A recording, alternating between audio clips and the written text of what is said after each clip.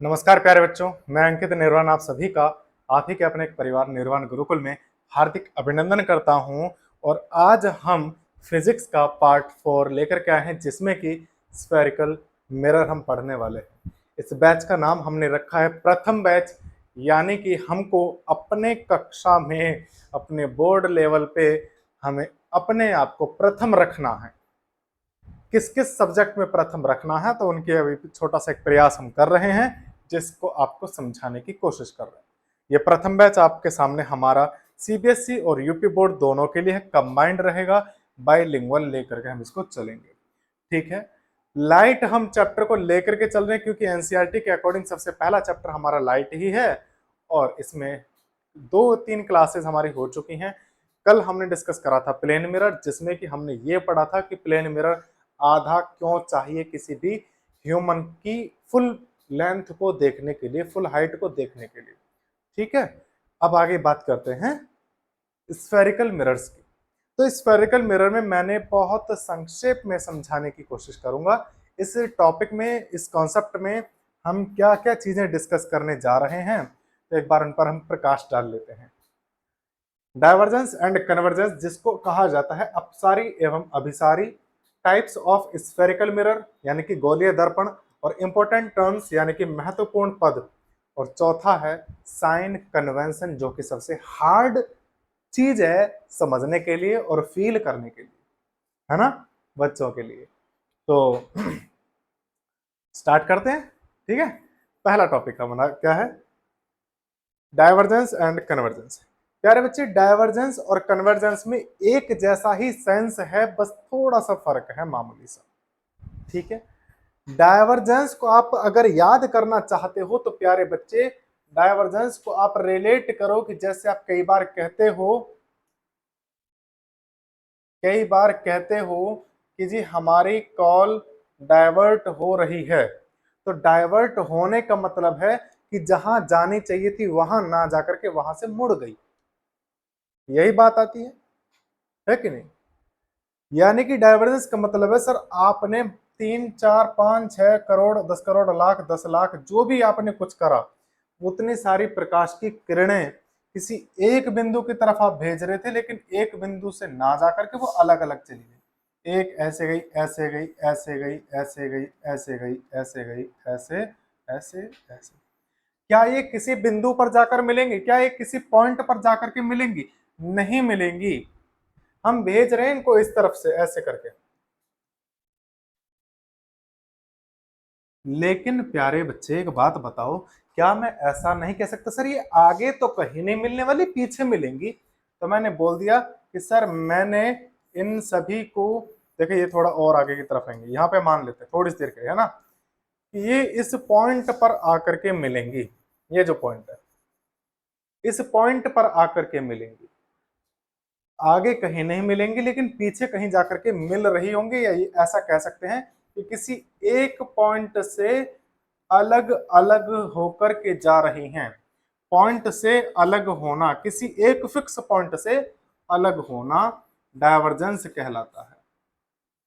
इसकी डेफिनेशन आपसे पूछी नहीं जाएगी, क्योंकि इसका सिर्फ कॉन्सेप्ट आपको समझ में आना चाहिए, ठीक है। यानी कि डायवर्जेंस क्या है? डायवर्जेंस का मतलब होता है कि किसी एक ही पॉइंट से लाइट रे या किसी भी चीजों का अलग अलग बिखर जाना, ठीक है।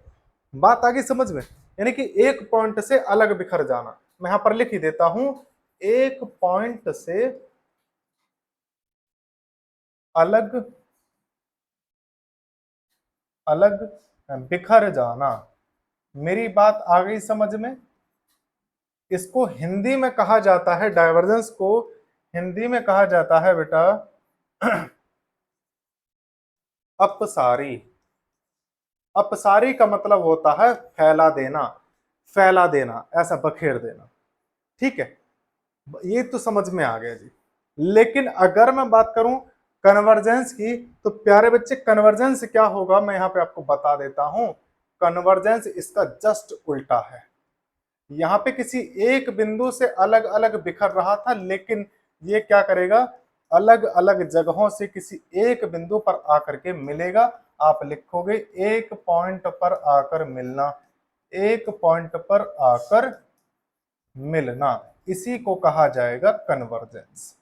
मेरी बात समझ में आ गई यहां तक? यानी कि आपने क्या करना है, आपने लाइट रे निकाली ऐसे करके, अलग अलग पॉइंट से जा रही हैं, आपने देखा सर ये ऐसे ऐसे निकल के जा रही हैं ये, लेकिन आगे कहीं जाकर के मिलेंगी? हाँ जी बिल्कुल मिलेंगी। देखो जरा,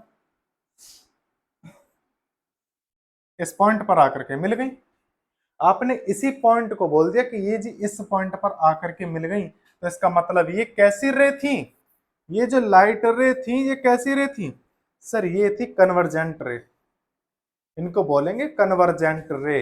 यानी कि वो लाइट रे जो किसी एक पॉइंट पर आकर के मिल जाएं उनको कन्वर्जेंट रे बोलेंगे, और जो अलग अलग बिखर जाती हैं उनको डायवर्जेंट रे बोलेंगे। मेरी बात यहां तक तो समझ में आ गई होगी।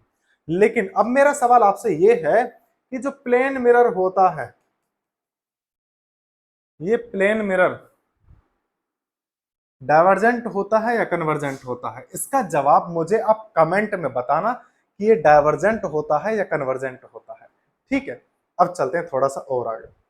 सर कौन कौन से ऐसे मिरर्स होंगे जो कि और कितने टाइप के होंगे जो कन्वर्जेंट करते हो या डाइवर्जेंट करते हो, यानी कि जो कन्वर्ज करते हो ऑप्टिकल रे को या डाइवर्जेंट करते हो? अभिसारित करते हो और अपसारित करते हो। अभिसारी का मतलब है एक बिंदु पर मिला देना, एक ही जगह पर फोकस कर देना। ठीक है, अब तुम खुद ही समझ गए होगे सर कि क्या आने वाला है। तो अब जो नेक्स्ट हमारा टॉपिक है बच्चे, वो टॉपिक है types of spherical mirror. Types of spherical mirror यानी कि गोलीय दर्पण। गोलीय दर्पणों के प्रकार कितने होते हैं? तो प्यारे बच्चे इतनी मेरी बात समझो। गोलीय दर्पण देखो, सबसे पहला हमने पढ़ा प्लेन मिरर, ऐसे था। ये क्या बना रहा हूं मैं, ये जो डैश डैश लाइन है क्या चीज है ये? बेटा ये होती है पॉलिश। हाँ ना, ये नेक्स्ट चैप्टर है, चैप्टर का नाम है रैंकिंग टेस्ट। देखो यहां पर ये जो चीजें हैं ये मैंने पॉलिश करी हुई है, यानी कि अगर मैं इस साइड पॉलिश करूंगा तो यहां से रिफ्लेक्ट करेगा इस डायरेक्शन से। मेरी बात समझ में आई कि नहीं आई? भाई जैसे कि मान करके चलो मेरे पास ये एक कांच का टुकड़ा है, कांच का नहीं शीशे का टुकड़ा है ना, इस पे इस साइड आप देखो तो ग्रीन कलर की पॉलिश हो रखी है, यहां से रिफ्लेक्ट कर रहा है, यानी कि जो पॉलिश वाला पार्ट है वो ये है, और सामने से आप देखोगे तो वो ये वाला पोर्शन है। क्लियर हुई मेरी बात? अब चलते हैं आगे। सर हमने कितने टाइप के मिरर हम बना सकते हैं? तो छोटा सा एग्जांपल होगा, ध्यान से देख लेंगे। इसी मिरर को, प्लेन मिरर को अगर मैं बेंड कर दूं, क्या कर दूं, बेंड कर दूं, तो पता चल जाएगा सर कितने टाइप का है। कैसे पता चलेगा? देखो आपने सबसे पहले इसको बेंड कर दिया ऐसे,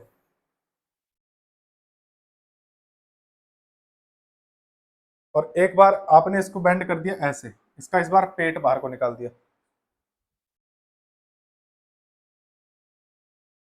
मेरी बात यहां तक समझ में आ गई कि नहीं? भाई ये तो है प्लेन मिरर, ये आपका हो गया प्लेन मिरर, इसमें तो कोई दिक्कत नहीं है। लेकिन प्रॉब्लम अब यहां क्रिएट हो गई सर। कैसे क्रिएट हो गई? देखो तो प्यारे बच्चे यहां पे फोकस करो, ये कौन सा मिरर होगा? ठीक है, पहले अंग्रेजी में बता देता हूं, उसके बाद मैं हिंदी में बता दूंगा। ये रिफ्लेक्टर सरफेस कौन सा है इसका? हमेशा फोकस इस बात पे करना है कि रिफ्लेक्टर सरफेस कौन सा है, क्योंकि हमारे लिए जो काम की चीज है ना उसका रिफ्लेक्टर सरफेस है। परावर्तक पृष्ठ है जहां से वो परावर्तन करेगा, यहां से परावर्तन करेगा। ठीक है, ये यहां से परावर्तन करेगा, ये यहां से परावर्तन करेगा। तो इसका परावर्तन जो पृष्ठ है वो अंदर की तरफ दबा हुआ है, ऐसे करके है यूं, है ना। यानी कि कुल मिलाकर के मैं ऐसा कहूंगा, अंग्रेजी की मैं बात करूं प्यारे बेटा, अंग्रेजी में आप इसको बोलोगे कॉनकेव। नहीं बात आई समझ में? तो इसका मतलब क्या होता है? केव मतलब गुफा। गुफा का मतलब क्या होता है सर? गुफा अंदर की तरफ होती है, तो गुफा की तरह है कि नहीं है? ये अंदर की तरफ है कि नहीं है? यानी कि आप यहां से याद कर सकते हो सर, जो जिसका रिफ्लेक्टर सरफेस अंदर की तरफ होगा उसको हम कॉनकेव बोलेंगे। क्या बोलेंगे? कॉनकेव बोलेंगे। और ये मिरर है क्योंकि पॉलिश हो रखी है, तो आप इसको बोलोगे सर कॉनकेव मिरर, इसका आप नाम दे देंगे। मेरी बात यहां तक समझ में आ गई। अब हिंदी की बात आ जाओ। हिंदी में बोला जाता है बेटा इसको अवतल दर्पण। दर्पण तो इसलिए क्योंकि इसके एक पृष्ठ पर पॉलिश है। अवतल इसलिए, तल का मतलब तो आप जानते हो पृष्ठ, और अव का मतलब होता है दबा हुआ। अव का मतलब होता है दबा हुआ, यानी कि दबा हुआ तल जिस दर्पण का होगा उस दर्पण को हम बोलेंगे अवतल दर्पण। आप इसकी डेफिनेशन अगर लिखना चाहो तो हिंदी में मैं बता देता हूं। अब यानी कि वह दर्पण जिसका परावर्तक पृष्ठ अंदर की तरफ दबा हुआ होगा उसे अवतल दर्पण कहेंगे। बात अंग्रेजी की करें, अ मिरर विच इज देखो अंग्रेजी की बात करें, the reflecting surface of the mirror, the reflecting surface of the mirror is bending in, that is known as concave mirror. यानी कि जिसका रिफ्लेक्टिंग सरफेस अंदर की तरफ बेंड हुआ हो, बेंड इन हुआ हो, ठीक है, उसको बोलेंगे कॉनकेव मिरर। मेरी बात आ गई समझ में? आगे चलते हैं। अब इसको क्या बोलेंगे सर? भैया रिफ्लेक्टर सरफेस तो सामने वाला है ना? आगे देखो सर, कौन तो लगाना ही है दोनों में, चाहे वो हो चाहिए हो। अब एक तो अंदर की तरफ दबा हुआ है तो उसको तो केव बोल दिया, तो बचा हुआ एक ही गरीब आदमी है, इसको तो तुम याद रख ही लोगे। भाई किसी एक को याद रख लो, दूसरा ऑटोमेटिक याद है। इसको याद रख लिया, ये ऑटोमेटिक याद हो जाएगा, कॉन्वेक्स मिरर हो गया। इसका क्या होता है? उभरा हुआ तल होगा बाहर की तरफ, उभरा हुआ, बल्जिंग आउट।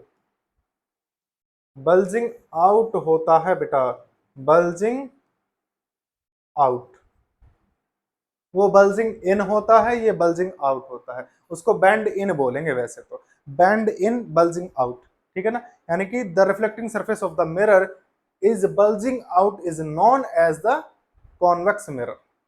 बात करें हिंदी की तो इसको बोला जाता है बेटा उत्तल, उत्तल दर्पण। उत का मतलब होता है उभरा हुआ, और तल मतलब तल, यानी कि जिसका तल उभरा हुआ होता है उसको उत्तल दर्पण बोलेंगे। सीधा सा कॉन्सेप्ट है, ज्यादा तिगड़मबाजी इसमें नहीं है। मेरी बात आ गई समझ में? हालांकि ऐसा नहीं है कि देखो ये मैंने मिरर लिया, इसको मैंने ऐसे मोड़ने की कोशिश करी बीच में से तो टूट जाएगा, मुड़ेगा नहीं। तो सर ये बनाए कैसे जाते होंगे फिर? बेटा बनाए ऐसे जाते हैं, देखो अगले पेज पे बता देता हूं कैसे बनाए जाते हैं। मैंने क्या करा, एक बॉल ली, कांच की बॉल, गड़बड़ सी हो गई है ना, कोई दिक्कत नहीं, चलो थोड़ी सी देर के लिए मान लो, लो हो गया सर कुछ कुछ। ठीक, अब देखो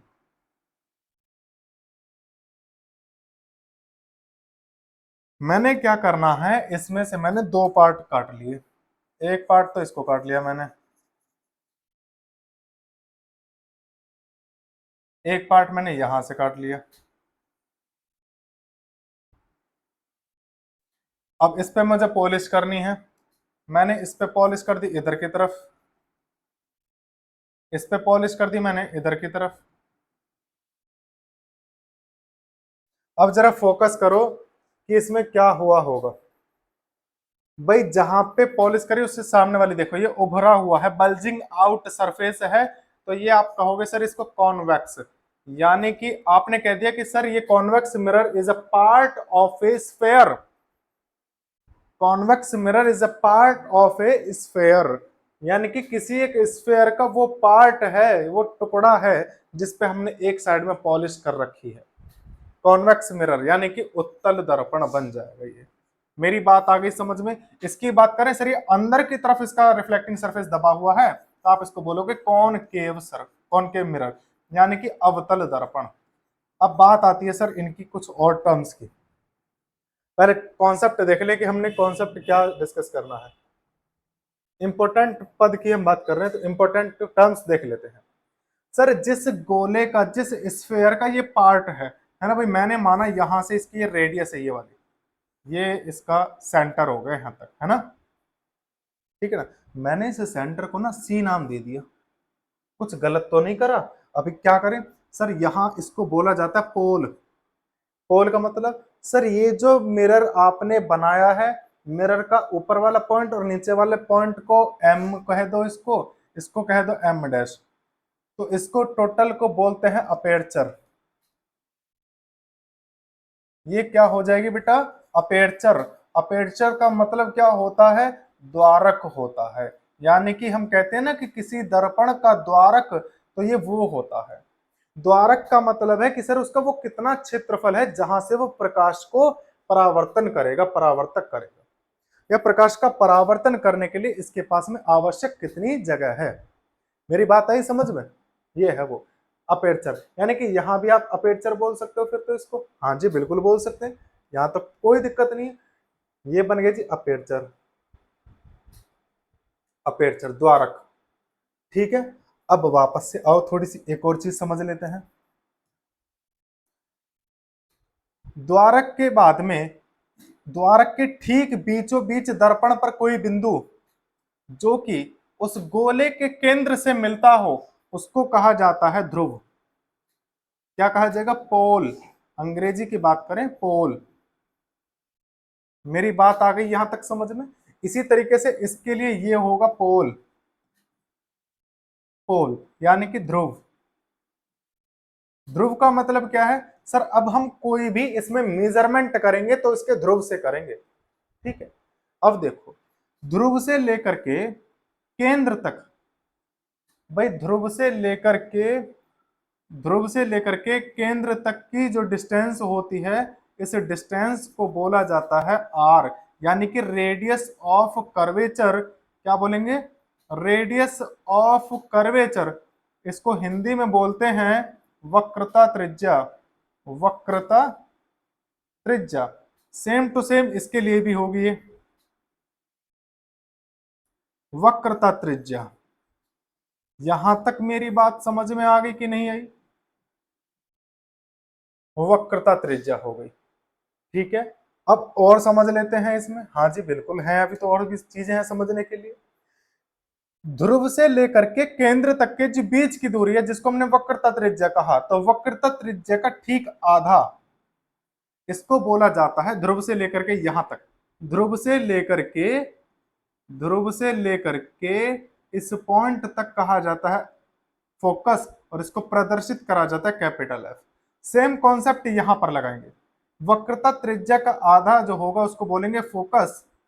ठीक है, रिप्रेजेंट करेंगे स्मॉल एफ से, यानी कि मैं पूरा लिख देता हूं FOCUS।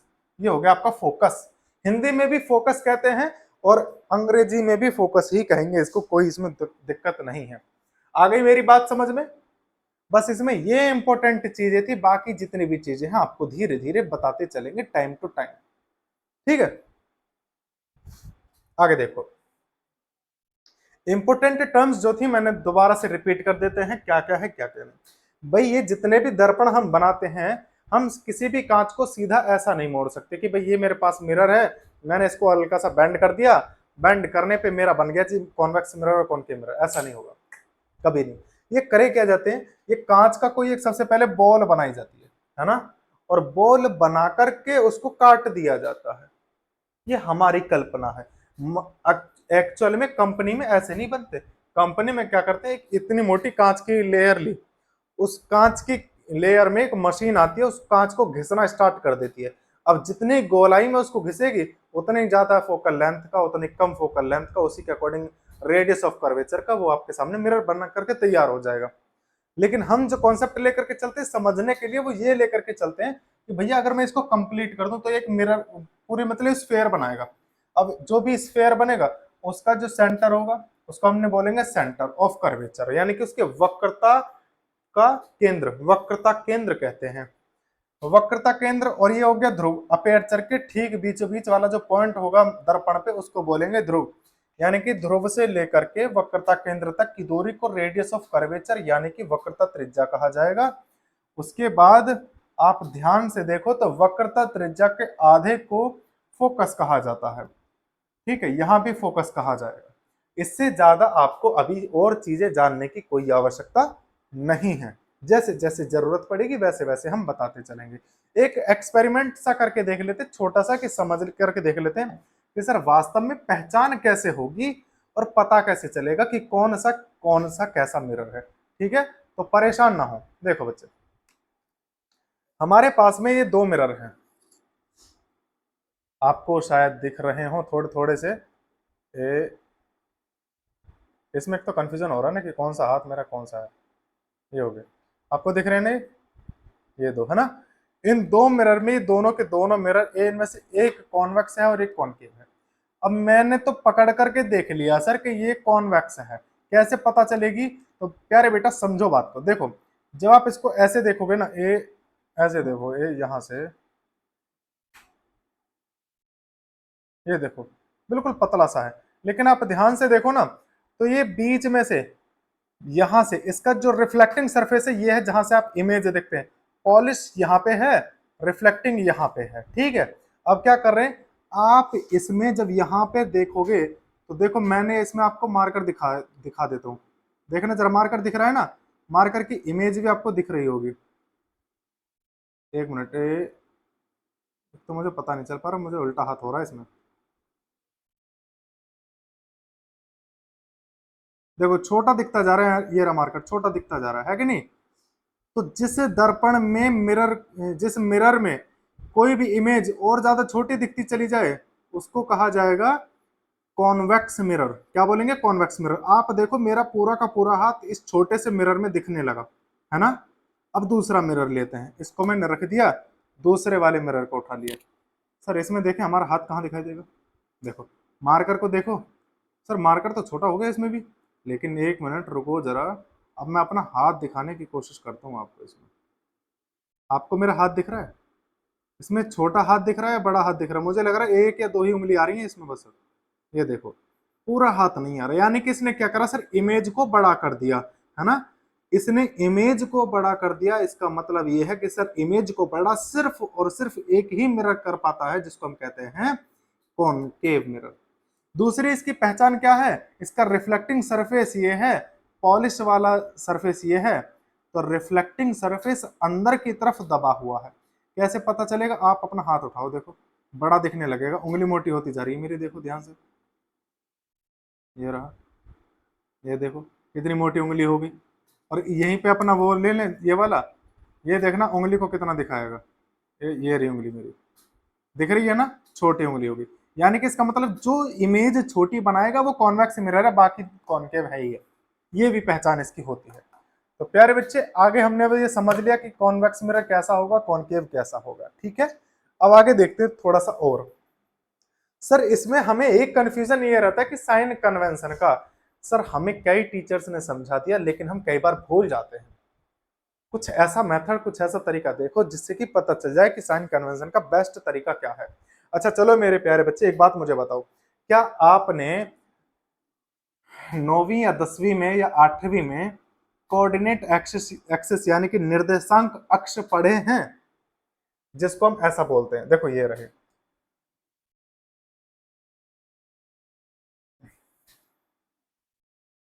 ये तो जानते हैं ना, इसको हम x कहते हैं, इसको हम y कहते हैं, इसको x डैश कहते हैं, तो इसको हम क्या कहते हैं? y डैश कहते हैं। यहां तक तो मुझे नहीं लगता कि कोई आपको दिक्कत होगी। इसमें एक चीज और है, सर x इस डायरेक्शन में पॉजिटिव होती है, ये y भी पॉजिटिव होती है, यहाँ पे y x नेगेटिव होती है, यहाँ पे y पॉजिटिव होती है। x यहाँ पर नेगेटिव है इस डायरेक्शन में, लेकिन y भी यहाँ पर नेगेटिव हो जाएगी। y यहाँ पर नेगेटिव है तो इसका मतलब है x यहाँ पर पॉजिटिव हो जाएगी। सीधी सी बात क्या है प्यारे बच्चे, वापस से फोकस करते हैं। मैंने बना दिया ये ओरिजिन, क्या बोलूंगा इसको मैं? ओरिजिन बोलूंगा। ठीक है, यानी कि मूल बिंदु कहूंगा। ठीक है भैया, कोई दिक्कत नहीं, आपने मूल बिंदु कहा, हमने मान लिया। ठीक है, क्योंकि आपकी बात सर आंखों पे। अब देखो, आपको कोई सा भी मिरर उठा करके, आपको कोई सा भी मिरर उठा करके उस मिरर का जो पोल है, ध्रुव है, उस ध्रुव को ओरिजिन पर सेट करना है। भाई मान करके चलो मेरे पास ये है, ऐसा मिरर मैंने बना दिया। कौन सा मिरर है सर? जल्दी बताओ कौन सा मिरर है? कॉनकेव या कॉन्वेक्स? आप बोलने वाले होगे कॉन्वेक्स है सर। गलत जवाब है, ये कोई सा भी ना है। जब तक पॉलिश नहीं होगी कैसे बता दोगे कि मिरर है? सर पॉलिश तो करो पहले। हाँ ये हुई ना बात, कर दीजिए पॉलिश, सस्ता ही जुगाड़ निपटा दिया। अब ये बता दो कि कौन सा मिरर होगा, कॉन्वेक्स मिरर होगा, ठीक है ना। अब आते हैं वापस से। अब मैंने क्या करा, इसका मैं पोल और बना देता हूं सर। ठीक है जी, भैया जब इतने प्यार से कह रहे हो तो ये आपने इसका बना दिया पोल, बीच में इसका हमने पोल बना दिया, ध्रुव बना दिया। अब आपको क्या करना है, आंख बंद करनी है थोड़ी सी, और इसको उठा करके प्यारे बच्चे लेकर के आना है। देखिए इस दर्पण का जो पोल है आपको मूल बिंदु पर रखना है, बस और कुछ नहीं करना। रख दिया ना मैंने, ऐसे ही करा है ना। हाँ अब देखो, अब बनेगी बात हमारी। देखो प्यारे बच्चे, रिफ्लेक्टिंग सरफेस सामने की तरफ है, इधर की तरफ है ना, यानी कि आप कोई भी ऑब्जेक्ट मिरर के सामने ही तो रखोगे, है ना। ऑब्जेक्ट की डिस्टेंस को कहा जाता है यू, यानी कि किसी वस्तु की दूरी को बताया जाएगा यू से। तो इसको मैं लिखूंगा सर यहाँ पर एक्स। देखो दूरी का मतलब इस पे तो आएगी दूरी, है ना। तो कैसा है ये, नेगेटिव है कि पॉजिटिव? सर नेगेटिव है। आप लिखोगे सर यहाँ पर ना, जब भी यू लोगे आप नेगेटिव लोगे, ठीक है। मेरी बात आई समझ में? चलो आपने यू नेगेटिव ले लिया। अच्छा एक चीज और मान लो मैं, अगर आप ये कहते हो कि सर मैंने वो ऑब्जेक्ट ऐसे करके रखी है, ऐसे करके उसका मुंह ऊपर की तरफ है, ठीक है, तो मैंने इसको क्या बोला, हाइट ऑफ ऑब्जेक्ट। मैंने इसको बोला हाइट ऑफ ऑब्जेक्ट जिसको प्रदर्शित करते हैं ओ से। तो मैंने क्या लिखा सर, यहाँ पे मैं बताऊंगा जी ओ की जो वैल्यू है ना वो कैसी है, ऊपर की तरफ जा रहा है। तो ऊपर की तरफ तो वाई एक्सिस होता है ना, ऊपर की तरफ, ऊपर की तरफ वाई एक्सिस तो कैसा है, पॉजिटिव। यानी कि इस ऑब्जेक्ट की जब आप हाइट लेकर के चलोगे तो आप बताओगे सर इसकी हाइट ऑफ ऑब्जेक्ट पॉजिटिव होगी। मेरी बात आई समझ में? अब दूसरा देखो, इस मिरर से जब भी इमेज बनाओगे तो बेटा अंदर की तरफ बनती है, यानी कि इस साइड ऐसे करके छोटी बनेगी, है ना। तो मैं थोड़ी सी देर के लिए मान लेता हूं कि इसकी इमेज, गॉड ब्लेस यू, इसकी इमेज यहां बने, छोटी बनेगी हमेशा। समझेंगे कि कैसे बनेगी, है ना। यहाँ पे मैंने इसको बोला सर आई है ये, हाइट ऑफ इमेज को आई से प्रेजेंट किया जाता है, मैंने कर दिया, ठीक है, कोई दिक्कत नहीं सर। प्यारे बच्चे बताना जरा, ऊपर की तरफ है हाइट कि नीचे की तरफ है? ऊपर की तरफ है। तो सर यहाँ पर जो आप आई की वैल्यू लोगे ना तो वो आप लोगे पॉजिटिव, क्योंकि ऊपर की तरफ वाई एक्सिस पॉजिटिव होता है, एक्स एक्सिस तो ऊपर होता ही नहीं है, वाई एक्सिस ही ऊपर होता है तो वो पॉजिटिव होता है, ठीक है। और दूसरी चीज, सर ये कितने डिस्टेंस पर बनेगा यहाँ पे? तो मैंने इसके लिए बोल दिया कि बेटा इस डिस्टेंस को बोला जाता है v, यानी कि distance of image from pole, किसी ध्रुव से वस्तु के प्रतिबिंब की दूरी।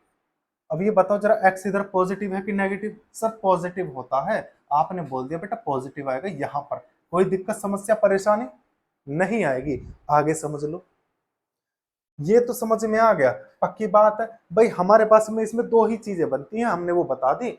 ऑब्जेक्ट हमेशा इस तरफ रखा जाएगा, हमेशा, चाहे लेंस हो मिरर हो कुछ भी हो, ऑब्जेक्ट को हमेशा इधर रखेंगे, ठीक है। हाँ जी, अब देखो, जब ऑब्जेक्ट यहां रखेंगे तो यू नेगेटिव रहेगा हमेशा, वो इसकी हाइट ऑफ ऑब्जेक्ट ऊपर की तरफ रखोगे तो पॉजिटिव, अगर उल्टा करके रखोगे तो नेगेटिव। लेकिन भैया हम 99.99% ऊपर ही रखेंगे, सिर्फ 0.01% चांसेस होते हैं जब आईआईटी का खेल करता है, आईआईटी आपकी भावनाओं के साथ खेलता है तब वहां पर वो आपको नेगेटिव देगा, अदरवाइज ऊपर ही लेते ज्यादातर, है ना। हाँ तो ये हमेशा पॉजिटिव लेंगे। अब जब इसकी इमेज बनेगी, इमेज बनी ऐसे करके, आपने बोल दिया सर ऊपर की तरफ जब बनेगी तो ऊपर की तरफ वाई एक्सिस पॉजिटिव होता है, यहां से लेकर के यहां तक की जो डिस्टेंस है उसको बोलेंगे वी, जो कि होगी आपकी पॉजिटिव। अब अगला समझ लेते हैं सर, कॉनकेव के लिए समझ लेते हैं, है ना। चलो जी कोई दिक्कत नहीं है। आपने क्या करना है, सबसे पहले घबराना नहीं है। अब देखो सर आपने क्या करा, इसका ओरिजिन, एक मिनट, ये x पॉजिटिव होगा, x डैश नेगेटिव होगा, y पॉजिटिव होगा, y डैश नेगेटिव होगा। अब आगे समझते सर, इसका ओरिजिन बना लेते हैं। ओरिजिन मैंने इसका बना दिया, ये रहा। यानी कि आपने बता दिया सर ओरिजिन ये हो गया और इसका मूल बिंदु बना दिया आपने इसको। मेरी बात यहां तक समझ में आ गई, इतना कि नहीं है? क्लियर है? आगे देखो, मैं क्या करता हूं, मैं एक कॉनकेव मिरर बनाता हूं जी। मैंने बना दिया जी, ये बन गया कॉनकेव मिरर।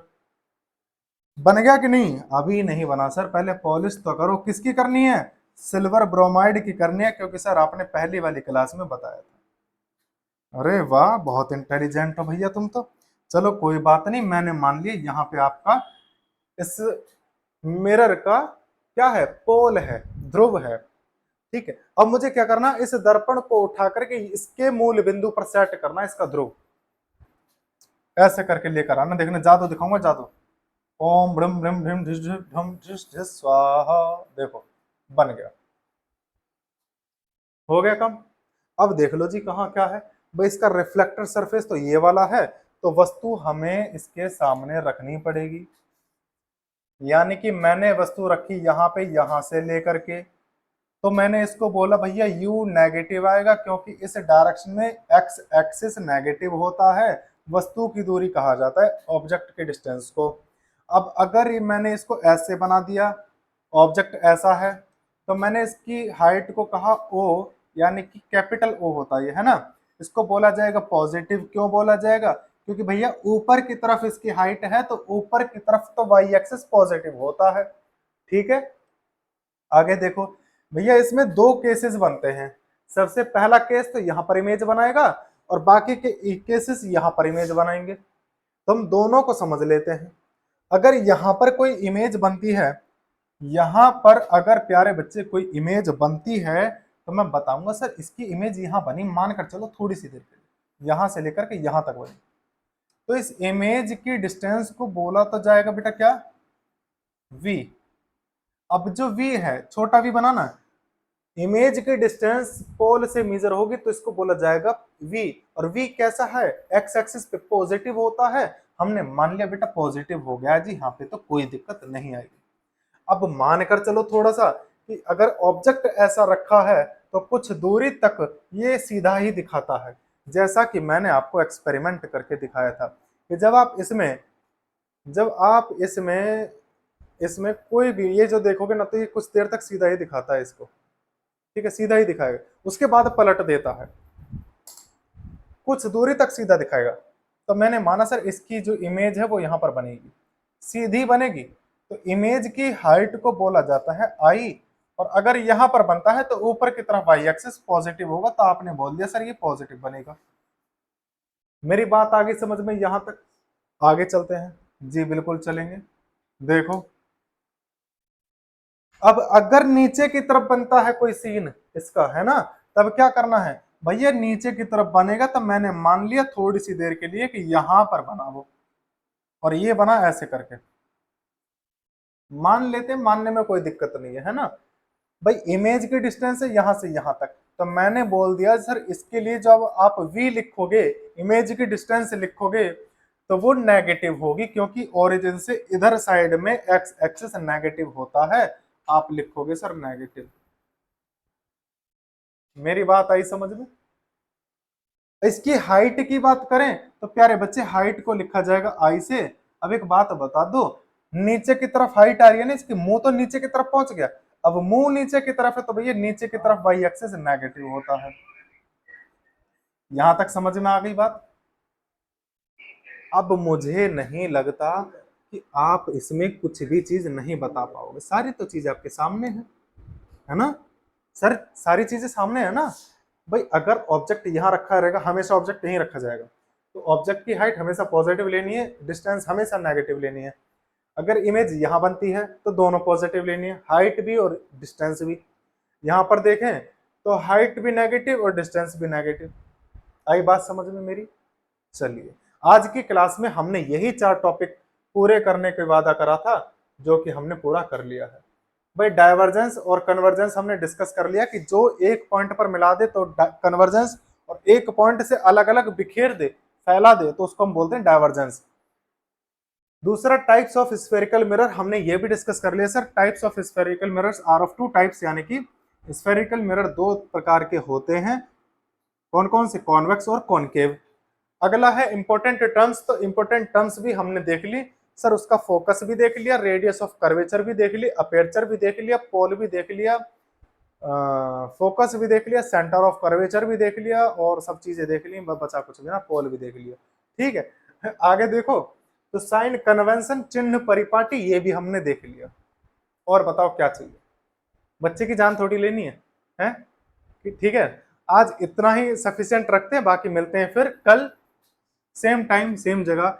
आपका 10th सीबीएसई और यूपी बोर्ड को फोकस करते हुए हम जो प्रथम बैच चला रहे हैं, उसी की सीरीज में आपको काफी सारी डेली 3 वीडियोस मिल रही हैं। दोपहर में 3 बजे मैथ की, 4 बजे केमिस्ट्री की और 5 बजे फिजिक्स की आपको क्लासेस मिलती हैं डेली। तो प्लीज, उनकी प्लेलिस्ट भी हमने बना रखी है यूट्यूब पर ही, आप उनकी प्लेलिस्ट में जाकर के भी देख सकते हैं और होम पर जाकर के भी आप देख सकते हैं। ठीक है, मिलते हैं फिर। जय हिंद, जय भारत।